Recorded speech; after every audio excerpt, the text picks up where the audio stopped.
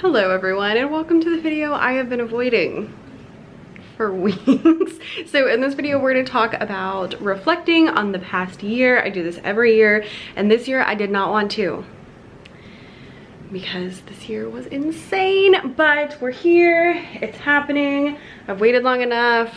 We've got our very appropriate mug, so let's hop on in. Anytime you see me down here on the floor, that means that we're going to have a nice casual video or something like really important we need to talk about. And yeah, I see my xylophone up underneath the couch. I'm doing my Kodály course next month online, and so I wanted to make sure that I had instrumentations with me.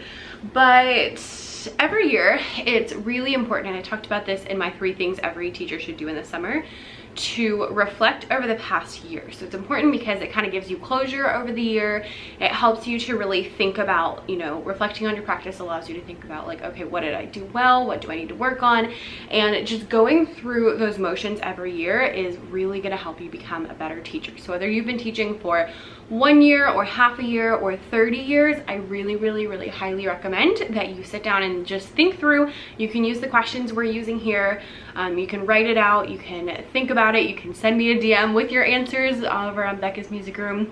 You can leave them in the comments, whatever you want to do, but just take some time, whether that's publicly or privately, and think through, you know, the past year, and think through what went well and what could be a little bit better. So this is not to be down on ourselves, but just to really make sure that we are constantly improving, because that's going to keep things interesting and also help you to get better.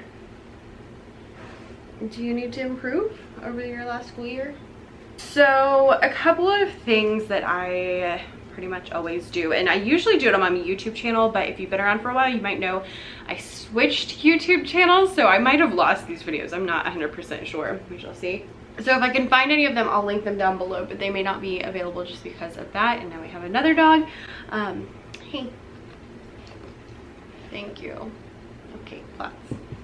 So when it comes to reflecting, I always just start with like, overall, what was the year like? And this year, the word that came to mind for me was whirlwind. It was a whirlwind. It was so crazy. Like after 2020, like the beginning of 2020 with school shutting down and ending the year online, I was like, first of all, I was really looking forward to going back to school in the fall and things to be normal and seeing my kids and singing and doing all those things. And secondly, I thought that like it couldn't get more ridiculous. I was wrong on both accounts. So we went fully virtual in March of 2020, correct? And then finished out that year online, and then we came back the next year online. So at the beginning of this year, the 2020-2021 school year, we were completely virtual. So I ended the year here in this office, and I started the year here in this office. And first of all, that made it really hard for me. Like I felt like I didn't even have a summer at all because I was working here in my office by myself. I spent all summer trying to create resources and create videos and create blog posts and stuff to help people, because people were, you know, asking me, they're like, Becca, what do we do? And I was like, I don't know. So I was trying to figure it out. And so I spent all summer in here working, and then I started the school year in here working, and I was like, it's never ending. That's why I keep referring to it as the 2019-2021 school year. Hallelujah.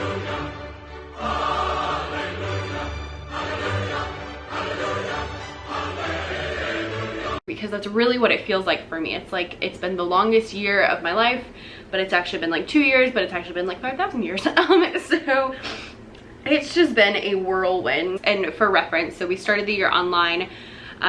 In October, we had 2 classes go back to the building. So we had a 1st grade class and a 2nd grade class.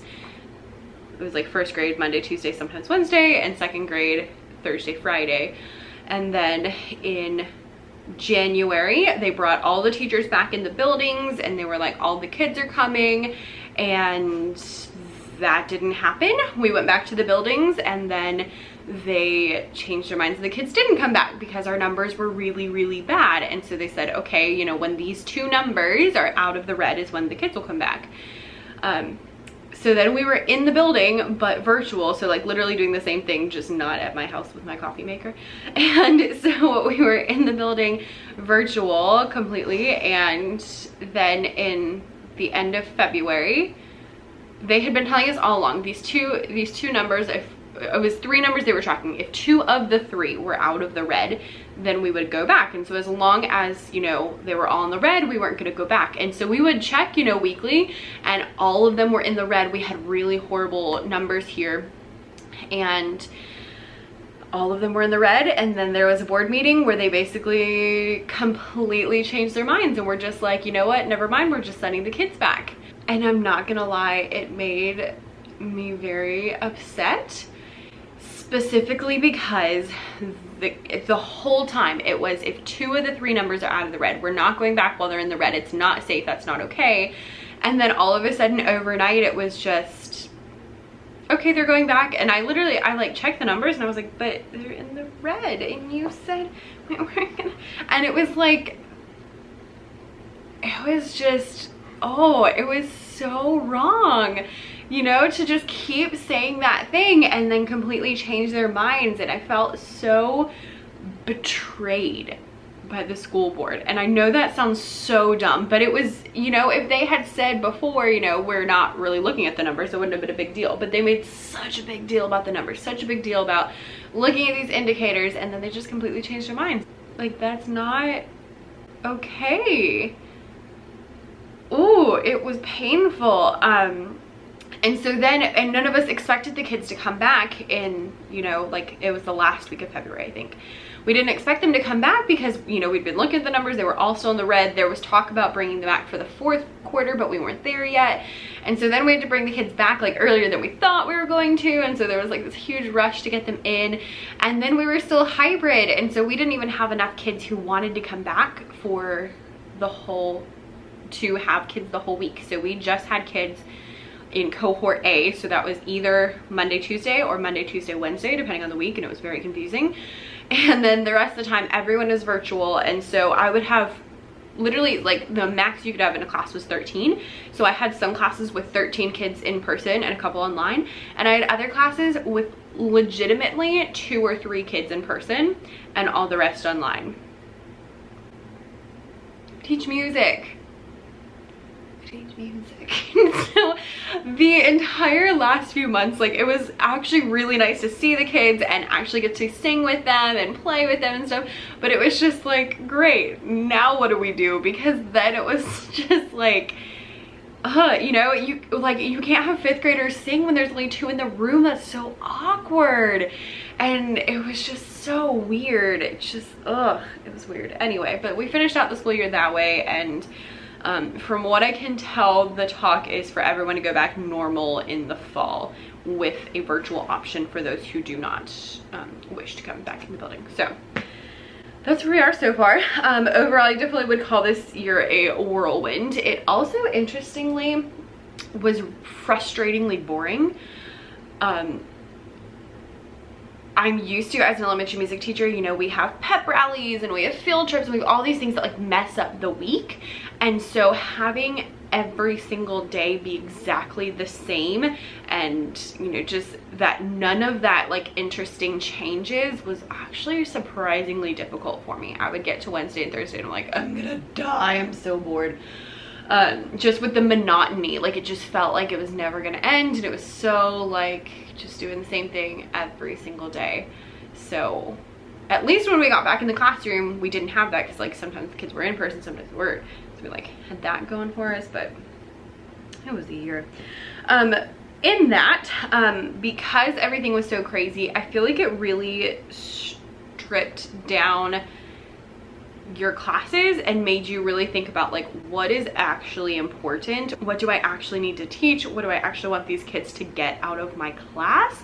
And a lot of those questions popped up for me because it was so hard to do pretty much anything, that it was, you know, okay, what is the most important thing that they need to learn? And on top of that, my classes were short, and I usually have 45-minute classes every day of the week, and instead I had 30-minute classes like 4 days a week. So I literally was missing like 2 class periods just from that. And so it was like very, you know, like, okay, what do I actually want the kids to learn? How the heck are we gonna do it? And just really thinking about like what is important, what do I want them to get?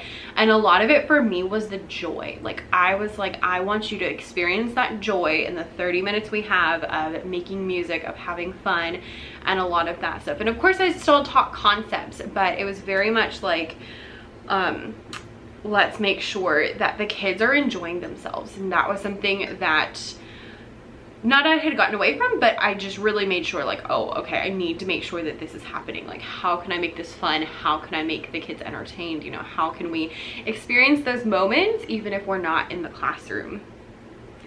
And it really made me work on my pedagogy because there were so many things we couldn't do that I really had to figure out like what is the best way to teach this now that we don't have all the normal stuff. So especially like teaching rhythm to the first graders, and like we don't have any manipulatives, we don't have any instruments, like all that kind of stuff, made it really interesting and really made me figure out like my system and how to best teach that. Another thing that I learned because of all this is that my lessons tend to be like super active and super engaging, like really movement based and game based, and like we're doing stuff. And I realized that they don't always have to be like that. We had a lot of lessons where we were, you know, reading books and listening to music and things that were a little bit calmer that I was worried they weren't gonna like, and the kids loved them. So they still loved, you know, active games and stuff like that, but I realized that like they can actually enjoy things that are calmer, that are not necessarily like go the whole time. So that was a good thing to learn.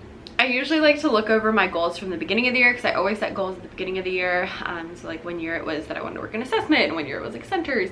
This year my goal was just to survive, and I felt a little bad saying that out loud, but it was like, you know, again, every year I'm like, we're gonna do this, we're gonna do that, we're gonna work on this.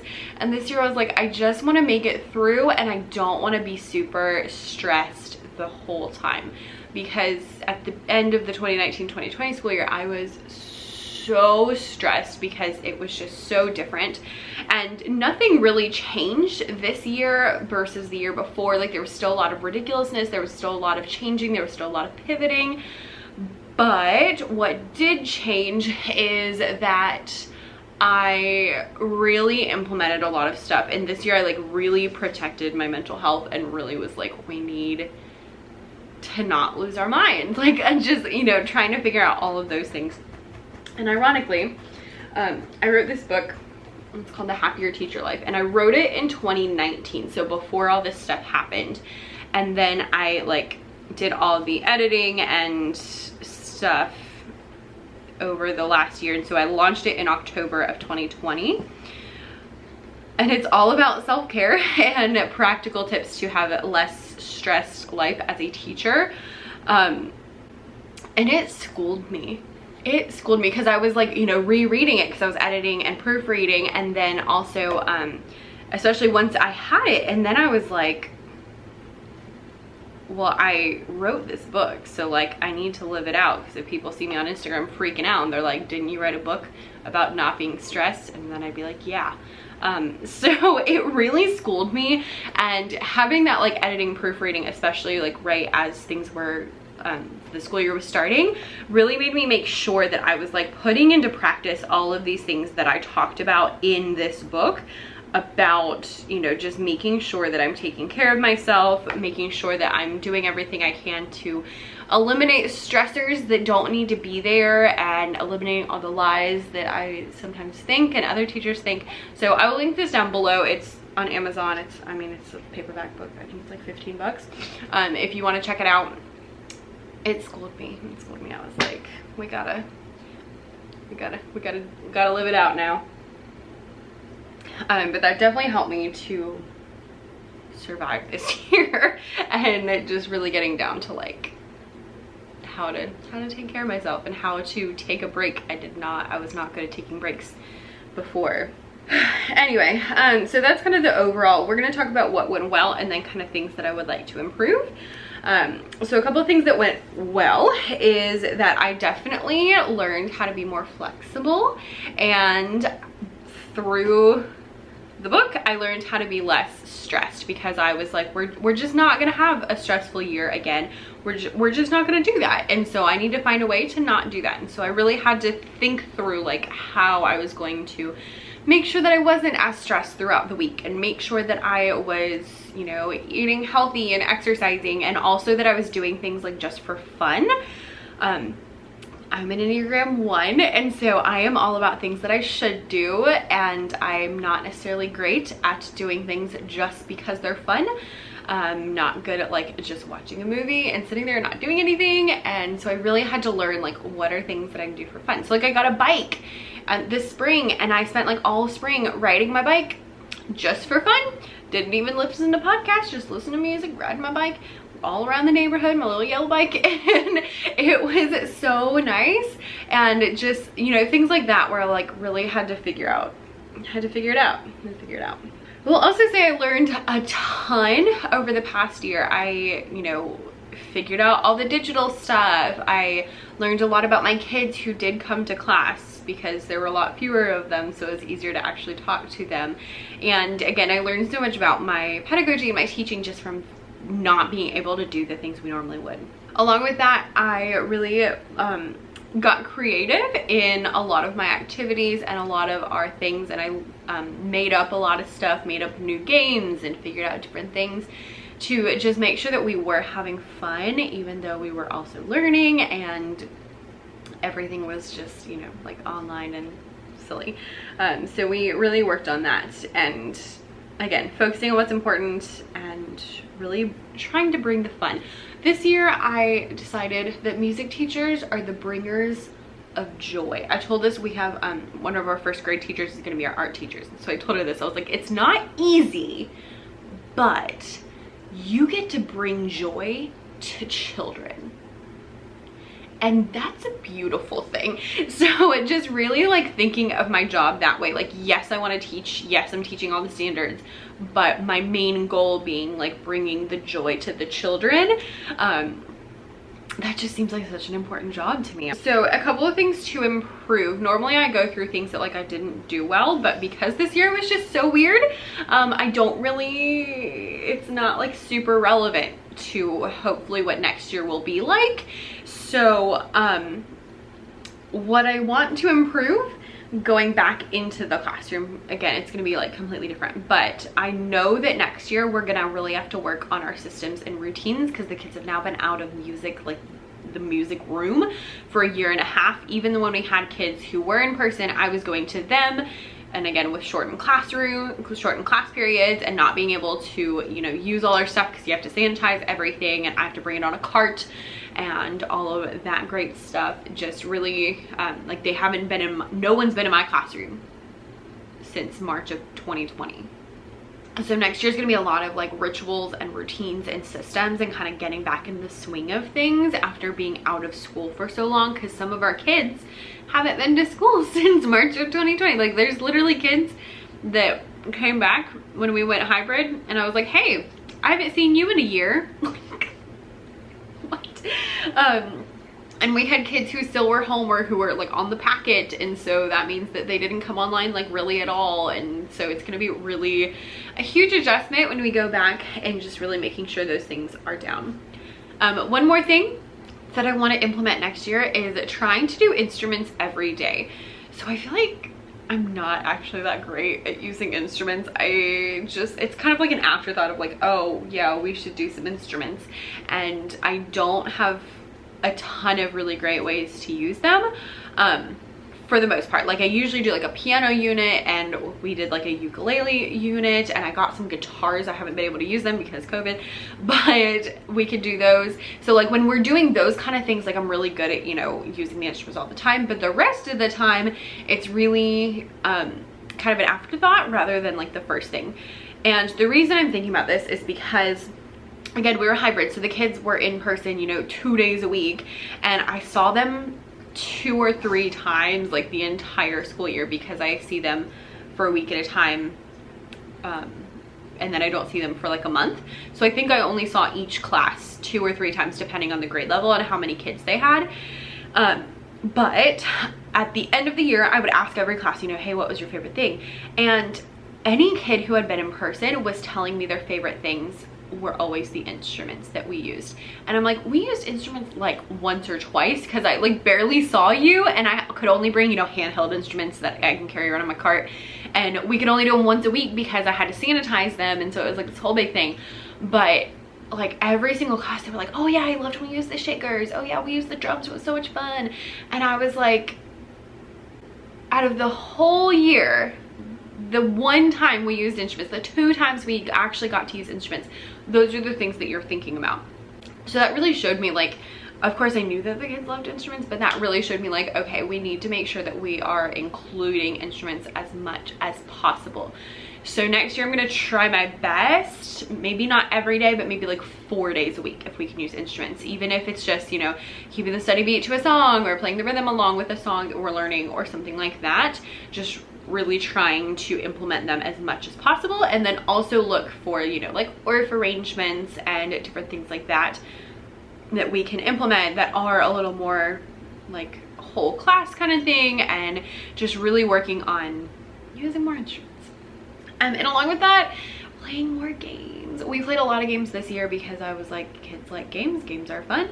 And so I really want to make sure that when we go back, we're playing a lot of games, because again, the new thing is we are the bringers of joy, therefore we need to play instruments and we need to do games. And there's a lot of other things that bring joy, you know, like sing-alongs. We did a lot of sing-alongs this year that were like so much fun, and I'm like, we're totally doing that when we go back. And just different things like that. But those things I'm a little bit better at, and I'm more used to implementing them, so I just really want to make sure that I'm like emphasizing like games, instruments, fun.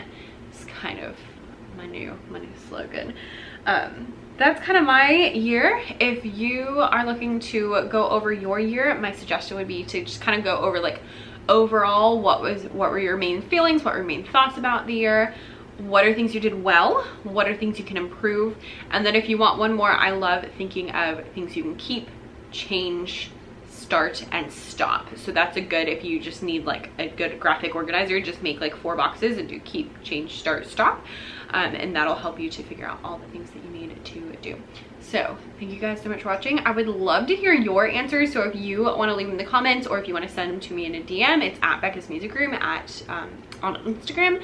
Or if you have like a YouTube channel and you want to film your own video or make your own blog post and then comment them down below so that we can read them, that would be awesome. And if you don't want to share, I totally understand, because it's very personal, and I understand that not all the people in the world are okay with just being like, here's all of my thoughts and opinions. But that's where we are. So thanks so much for watching, and I will see you guys next time. Bye.